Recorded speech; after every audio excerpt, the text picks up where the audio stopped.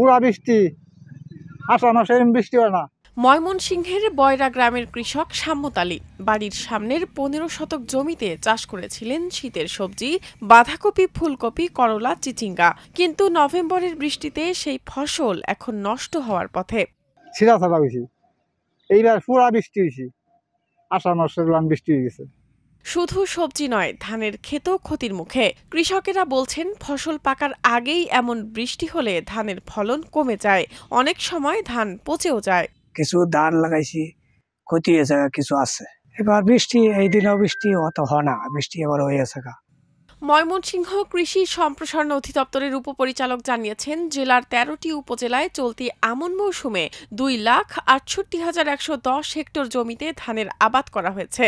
এবছর ৪১,৬৫০ হেক্টর জমিতে সরিষা চাষের লক্ষ্যমাত্রা নির্ধারণ করা হয়েছে, কিন্তু বৃষ্টির কারণে সরিষা আবাদ করা যাচ্ছে না। ২১,৬০০ হেক্টর জমিতে শাকসবজি আবাদের লক্ষ্যমাত্রা নির্ধারণ করলেও ইতোমধ্যে ৫,০০০ হেক্টর জমিতে সবজি আবাদ হয়েছে।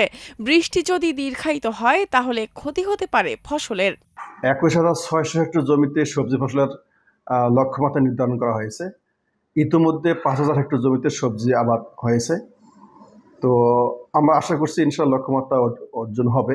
তবে কিছুটা বিলম্বিত হতে পারে, কারণ নভেম্বর মাসের শুরুতেই বৃষ্টিপাত হচ্ছে।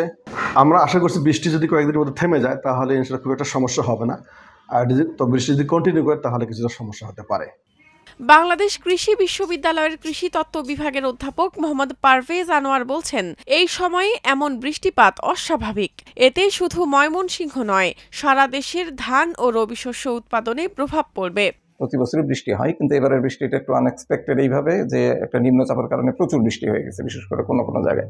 সেক্ষেত্রে দেশের ধানের উৎপাদন কিছুটা হলেও কমবে, যেটা আবার বাজার দরের উপর প্রভাব বিস্তার করবে। কৃষি বিভাগ আশাবাদী, যদি কয়েকদিনের মধ্যে বৃষ্টি থেমে যায় তাহলে বড় ক্ষতি হবে না, কিন্তু বৃষ্টি দীর্ঘ হলে ধান ও সবজির ফলন কমে যাবে, প্রভাব পড়বে বাজারে।